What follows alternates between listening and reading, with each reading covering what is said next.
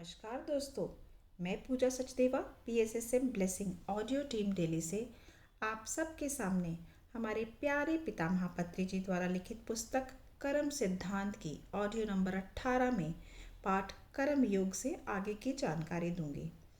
दोस्तों, पत्री जी कहते हैं कि वास्तव में अगर हम देखें तो आत्म परिणाम पाते पाते व्यक्ति के कार्य बढ़ जाते हैं, पर फिर भी वो उनको खुशी खुशी करता रहता है, क्योंकि उन कार्यों को करने से उन्हें सुख की अनुभूति होती है। पृथ्वी पर ज़्यादातर लोग काम करने से भागते रहते हैं या उन्हें काम करने में बहुत दुख उठाने पड़ते हैं, पर उन्नत सूक्ष्म लोकों में काम को पूज्य भाव से देखते हैं, हर काम को करने में सुख और आनंद का अनुभव करते हैं। यहाँ कोई भी आलस करके समय बर्बाद नहीं करता। पत्री जी बताते हैं कि सभी को अपने काम से प्यार करना चाहिए। आलस करके बेकार बैठे रहने से मन में बहुत सारे अनावश्यक विचारों का बनना शुरू हो जाता है। इसीलिए अपने आप को सदा अच्छे कार्यों में, ऐसे कामों में जिनमें आत्मा की उन्नति हो, ऐसे ही कामों में व्यस्त रखना चाहिए। इस प्रकार मन भी कार्यरत रहने के कारण सही व प्रगतिशील विचारों से भरा रहेगा। पत्री जी आगे कहते हैं कि ध्यान करना आपकी आत्मा की प्रगति से संबंधित है एक काम है, आपको सही व उचित मार्ग पर चलाने वाला एक काम है। ध्यान विश्व शांति प्रेम के लिए करने वाला एक काम है। आप जहाँ से आए हैं वापस वहाँ तक ले जाने वाला एक काम है। इसीलिए पूरी सच्चाई के साथ ध्यान कीजिए। अब प्रश्न का आखिरी हिस्सा वो है कि कर्म चक्र से कैसे मुक्ति पाए, या यूं कहे कि अपने कर्मों के बैलेंस शीट को शून्य कैसे करें। कर्म सिद्धांत को समझने के लिए हमने कई विषय जाने और समझे। कर्म चक्र में किस तरह फंसते हैं ये भी जाना, उनसे बाहर कैसे आना है ये भी समझा। पूर्वी देशों में संबंधित मास्टर्स ने कर्म सिद्धांत को इतना महत्व क्यों दिया है? क्योंकि जब तक आप कर्म चक्र से बाहर नहीं आ जाते, आपको जन्म पर जन्म लेने ही पड़ते हैं। एक और जन्म मतलब संसारिक जीवन, क्योंकि ज्ञान ही मानव का यथार्थ जीवन है और इस ज्ञान के लिए आपको जन्म लेना ही होगा, क्योंकि जब तक मनुष्य के स्वभाव में परिवर्तन नहीं आएगा तब तक शारीरिक ज़रूरतें, दुख, कष्ट आते ही रहेंगे। संसार में दिखने वाली सारी बुराइयां, सारी दुर्अवस्था का मुख्य कारण अज्ञान ही है। जब तक मनुष्य ज्ञानवान, विशुद्ध विद्यावान होगा तभी संसार में दुख का निवारण होगा, उससे पहले होना असंभव है। संस्कार को अंतर प्रवृत्ति भी कह सकते हैं। हमारे द्वारा किया जाने वाला हर काम, व्यवहार तथा शरीर में होने वाला हर क्रिया, हमारी सोच, विचार, हर चीज़ हमारे मन में एक संस्कार बनाता है। ये संस्कार हमें दिखते नहीं हैं, पर अंतरम में अज्ञात रूप से काम करवाने के लिए योग्य शक्ति वाले होते हैं। अच्छी सोच वाले मनुष्य को सदा अच्छे काम करने की प्रेरणा अंदर से ही मिलती है। अगर वो बुरा करना चाहेगा भी तो वो अपने संस्कारों के कारण उसका मन उसे वो काम करने से रोक लेगा। अच्छे संस्कार उसकी तरक्की में सहायक होते हैं।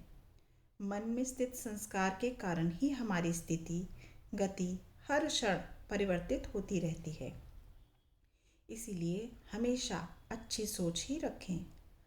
हमने इस संसार में हमेशा नहीं रहना। हमारी आत्मा की यात्रा में पृथ्वी एक पड़ाव है। सारी प्रकृति भी आत्मा के लिए ही रची गई है, आत्मा प्रकृति के लिए नहीं।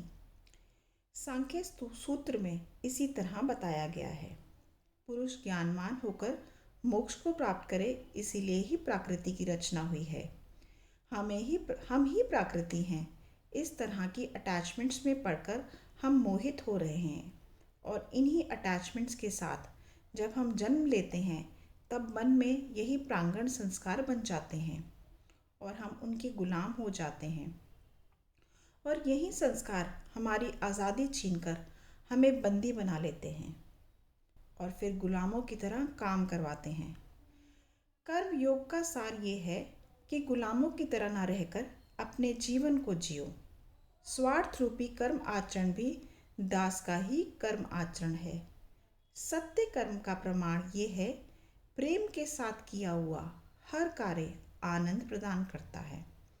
सच्चा अस्तित्व, सच्चा ज्ञान, सच्चा प्रेम शाश्वत रूप से एक दूसरे के साथ जुड़कर रहता है। दाता मतलब देने वाला बन के हर काम की करें। फल की इच्छा रखोगे तो हम कर्म बंधन में फंस जाएंगे। अगर फल की इच्छा ना रख करके संसार को अर्पण करोगे तो बंधन मुक्त हो जाओगे। अपनी जान की भी परवाह ना करते हुए बिना किसी सवाल पूछे दूसरे की मदद करना ही कर्मयोग है।